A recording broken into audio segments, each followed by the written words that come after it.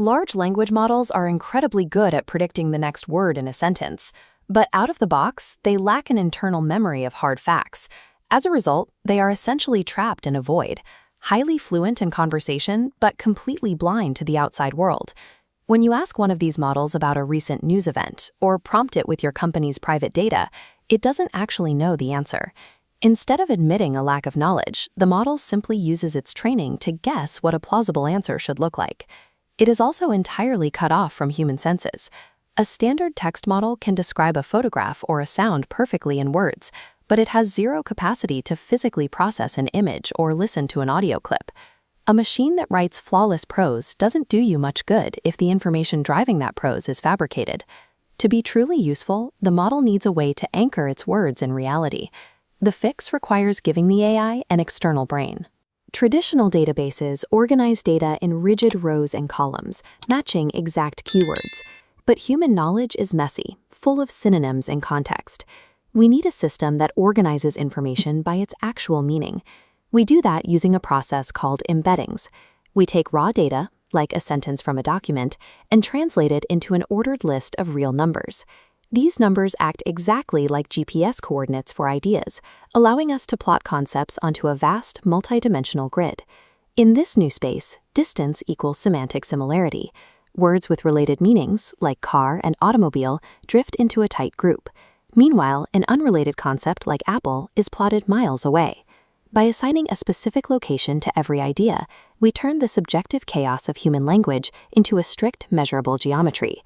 The AI doesn't need to understand English, it just needs to calculate distances on a map.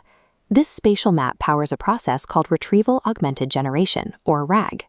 An operational pipeline designed to ground AI responses in external evidence. It starts when you type a question. The system takes your prompt, runs it through an embedding model, and translates it into a new coordinate point right on that same vector map. This animated diagram shows the retrieval phase.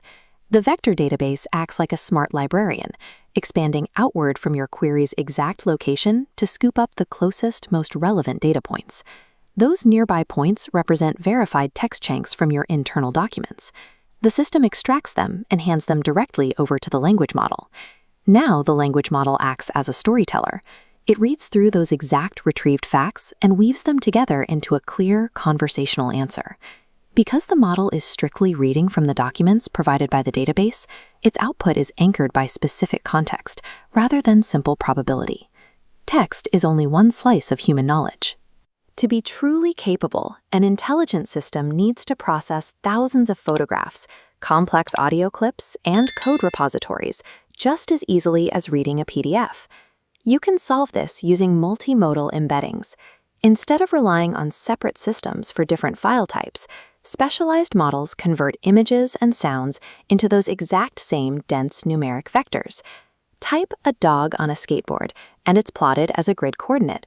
Feed the system a photo of that same scene, and its coordinate appears right next to it. Measuring the angle between them, cosine similarity, allows a written sentence to instantly retrieve an image. All data, regardless of its original medium, becomes plug compatible. By forcing all of this to occupy a shared geometric space, the barriers between different file formats simply disappear. Combining factual retrieval with spatial mapping means we can search for ideas directly across any data format. We are no longer limited to searching for exact keywords in a single file type. We've moved away from isolated language models that generate answers in a vacuum. In their place, we have context-aware engines that actively cite their sources and reference the vector map before speaking.